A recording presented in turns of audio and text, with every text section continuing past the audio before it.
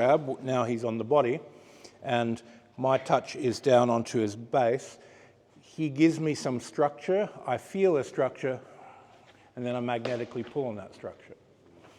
When you're pulling on the leading edge of his force, always measure how his balance comes out. So in this situation, his balance is stretching that way, where stretching his balance down, out on a curve. So you can take it any way you want with your mind. The easiest is to take it in the direction of the force, which is that way. Once you've created this magnetic pull, and you've been observing how the balance in the mental body comes out, you'll start to see the mental body. You're feeling it, you're paying attention to it, and it's just like a little bit of a haze, a mental layer in the back of your mind where you go, that's it, I know it's there, and you'll intuitively know it, and then you'll see it as a mental overlay. That mental overlay is really, really valuable if you're a healer, because when you're doing healing, the problems project as mental overlays. Oh, I've got to fix this, and I've got to fix this, and so forth. So get a sense of feeling the balance, and just allow your mind to see where it's going, what it's doing. Once you've gotten to there, then this hand can touch the bridge or touch his body anywhere, and you take the mental body out. Now, in the gap, you put the energy to create a bounce. And that's when we have the Tai Chi type of bouncing energies that come out. Because the more his mental body stretches, and when you put energy into that gap, you're going to get a reaction. Now, about 25% of the people in this room are going to have that type of reaction. So if you're training with people like Alex Moore, you'll get good. If you're avoiding people who are difficult, well, there's a fake delusion which will start forming in your mind that you can do this to anyone.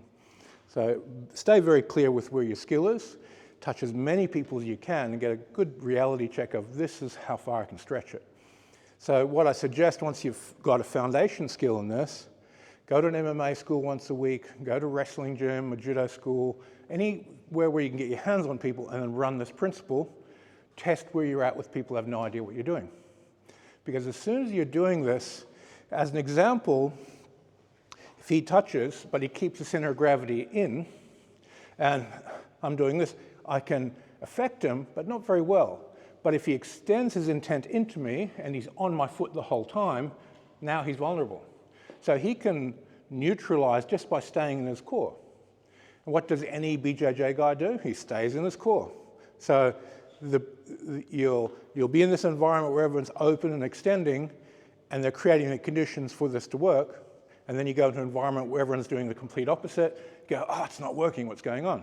You have to raise your skill level way up and learn how to enter very small gaps. Because people who are very centered and very in, when you pull them out, the gap just goes like that. And as it opens, that's where you put the electric in. So you just have to be really fast in the way you execute. So now we've got this big time gap, and we've got this big opening to understand how the principle works.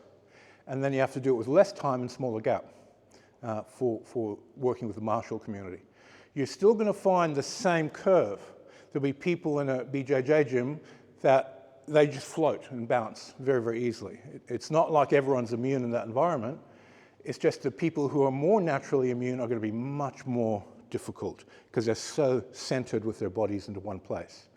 The more the mental, astral, and physical body align to their own center of gravity, the less gaps there are and the more difficult it is to get in. So you need more energy or more sensitivity, and preferably both.